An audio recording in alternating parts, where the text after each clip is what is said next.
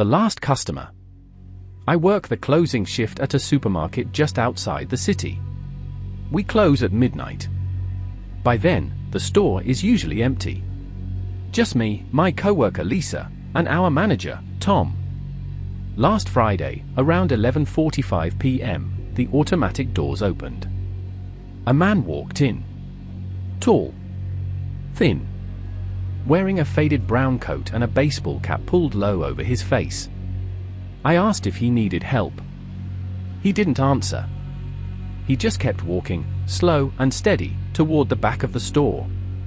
Lisa leaned over and whispered, "Creepy vibe, right?" I nodded. He didn't grab a cart or a basket. He didn't even look at the shelves. He just wandered the aisles with his hands in his coat pockets.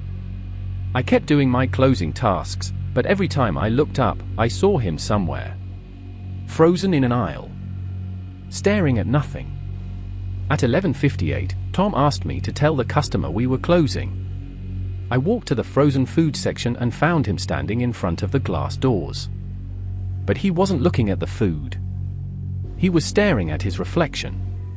"Sir?" "We're closing in 2 minutes," I said. Slowly, he turned his head toward me. I couldn't see his eyes under the cap, but I swear his mouth curled into the faintest smile. Without a word, he walked past me toward the checkout. But when I got there a moment later, he was gone. The doors hadn't opened. Tom checked the bathrooms. Empty. Lisa searched the aisles. Nothing. We all met at the front, confused.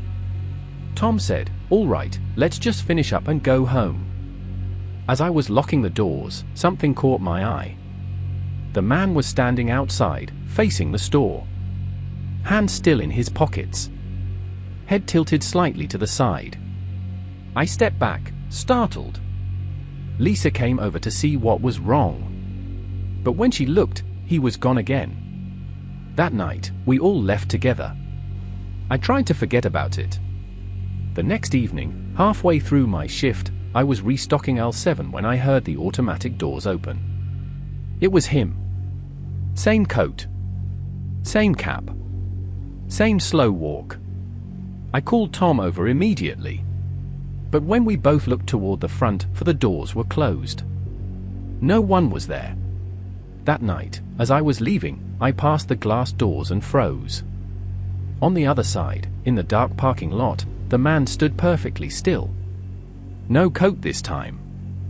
Just a pale shirt. And his face? He didn't have eyes. The next night, I didn't want to go to work. But there was no one to cover my shift. Tom seemed tense too. He said we would close exactly at midnight, no delays. By 11 p.m., the store was empty. Lisa and I were quickly straightening the shelves. I tried not to look at the front doors. At 11:46, they opened.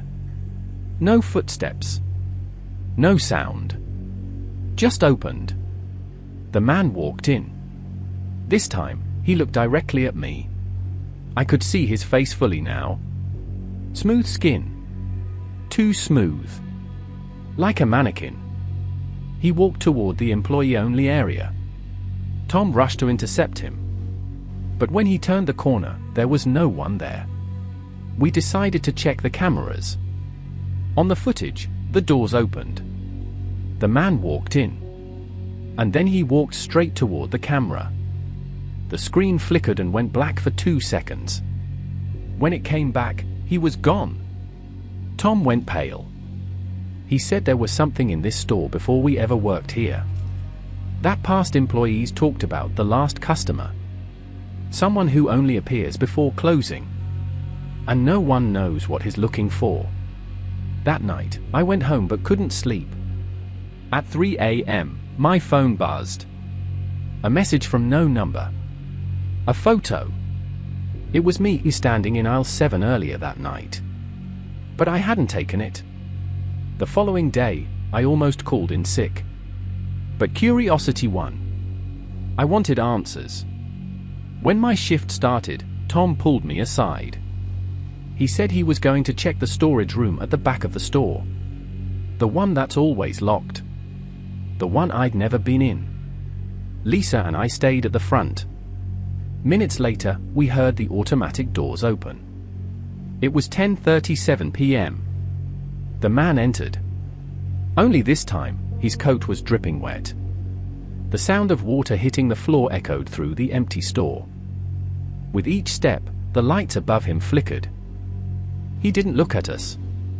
He walked straight down aisle 7. The one where the picture of me was taken. Lisa grabbed my arm.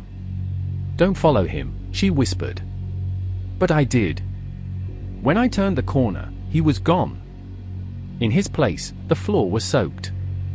And in the middle of the puddle was a wallet. I picked it up. Inside was an ID card. It was Tom's. But the photo wasn't him. It was the man. I ran back to the front. Lisa was gone. Her register was still open. The lights above aisle 7 went out completely. From the darkness, I heard footsteps. Slow. Wet. Getting closer. I dropped the wallet and ran to the front doors. They wouldn't open. The footsteps stopped just behind me. I didn't turn around. I didn't have to. A voice whispered right next to my ear. "Store's closed."